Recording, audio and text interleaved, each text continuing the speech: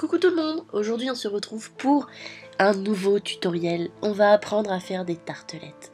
Des tartelettes, partout, everywhere, je veux des tartelettes. Pour commencer, nous allons faire une tartelette chocolat et noix. Et pour cela, nous aurons besoin d'un moule. Un moule à cupcake par exemple, ou un moule à tarte si vous en avez un. Moi j'utilise le fond du moule à cupcake pour réaliser la base. Et avec une petite couleur un peu beige, donc que ce soit un champagne, un ocre clair ou un truc du genre, vous allez vous servir pour faire la base. On va venir enfoncer et tasser la pâte avec un bol tool ou avec les doigts dans le fond du moule pour que ce soit bien défini, qu'il y ait bien les marques du bord du cupcake. Avec un dotting tool, on va venir marquer chacune des petites stries en repoussant la pâte dans les creux et ainsi faire le bord légèrement dentelé de certaines tartes. Mais n'oubliez pas, une tarte, ça peut être n'importe comment. Laissez parler votre imagination, c'est le plus important. Vous pouvez créer des tartes à l'infini.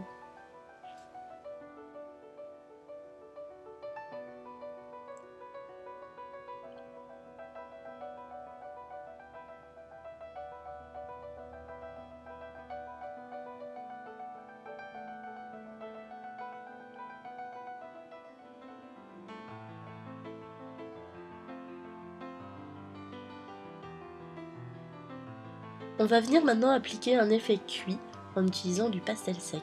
N'hésitez pas à aller voir ma vidéo comment faire un effet cuit en pâte fimo. Comme ça vous filera un petit coup de main. Une fois que l'effet cuit est bien réalisé sur l'intérieur, on va venir démouler la base de la tarte pour bien sûr continuer et faire l'effet cuit sur l'extérieur, sinon ça n'a pas l'air très bon quand c'est cru, n'est-ce pas? Pour bien stabiliser, moi je vais le coller, appuyer légèrement sur mon ball tool, comme ça je vais pouvoir appliquer l'effet cuit sans qu'il gigote partout et franchement c'est super pratique. On reprend les couleurs de tout à l'heure et on vient faire l'effet cuit tout autour de la base. On n'oublie pas le dessous bien sûr.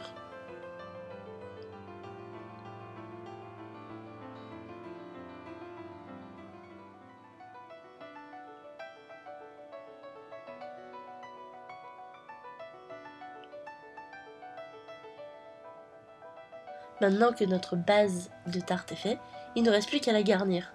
Donc comme je disais tout à l'heure, faites tout ce que vous voulez, faites-vous plaisir. Là, moi je vais réaliser une petite tarte chocolat et noix.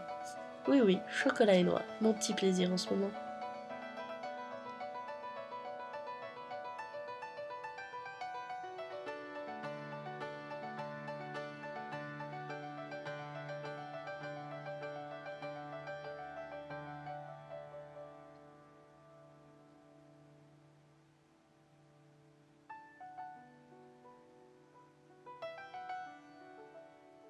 Avec un tout petit bout de beige légèrement plus foncé que la base de la tarte, donc par exemple du champagne avec une toute petite pointe de caramel, on va venir sculpter avec le dotting tool pour créer une petite noix.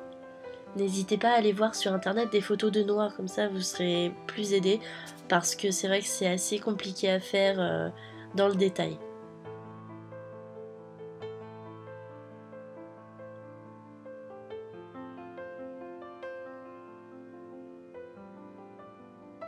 On va apporter maintenant une toute petite touche d'effet cuit sur le dessus pour faire comme si elle était légèrement grillée, légèrement caramélisée. Toujours dans l'esprit de faire quelque chose de plus gourmand. Il ne nous reste plus qu'à assembler notre tarte et on a une adorable, mais trop mignonne, petite tarte choconois. Franchement, si ça donne pas envie.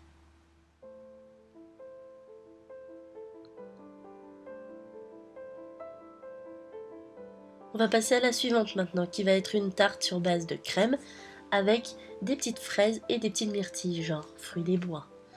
Donc pour ça, bien sûr, on va réaliser une petite fraise et des petites myrtilles avec un bleu un peu foncé et un rouge fraise. Pour les petites myrtilles, il faudra prendre un bleu qui s'appellera le bleu Windsor. En tout cas, c'est celui que moi j'utilise. Pour réaliser la fraise, tout simple, on réalise un petit cône et on vient piqueter le dessus avec soit un dotting tool très fin, soit le bout d'un cure-dent ou d'une aiguille.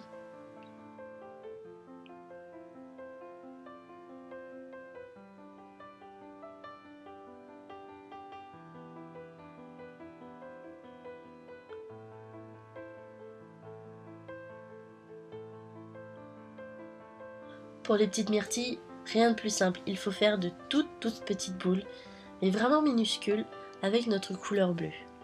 C'est un bleu qui est assez foncé, vous pouvez voir, limite proche du noir, puisque les myrtilles sont quand même presque noires.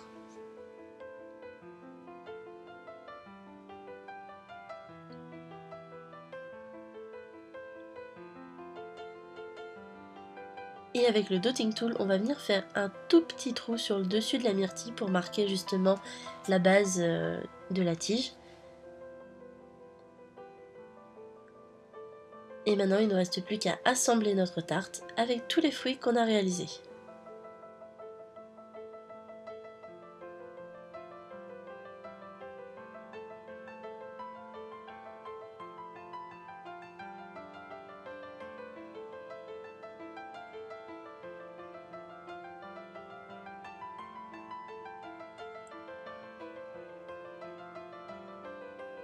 Pour ajouter un petit peu de détail à cette tarte, je me suis dit, je vais rajouter une petite tranche de canne fraise. Donc vous voyez, moi j'utilise de la canne fraise qui est encore crue, donc je peux encore la texturer avec un dotting tool sur les bords pour justement apporter l'effet un peu de pulpe qu'il y a dans les fraises. Voilà, c'est pour ça que je vous recommande souvent d'utiliser des cannes crues. Et voilà, notre petite tarte est terminée. J'espère que vous la trouvez aussi mignonne que moi. Et n'hésitez pas à décliner à l'infini vos tartes dans toutes les tailles, dans toutes les couleurs, dans toutes les saveurs. Si vous voulez faire une tarte jambon citron, pourquoi pas. Voici quelques modèles que j'avais déjà réalisés et qui vous avaient bien plu sur Instagram.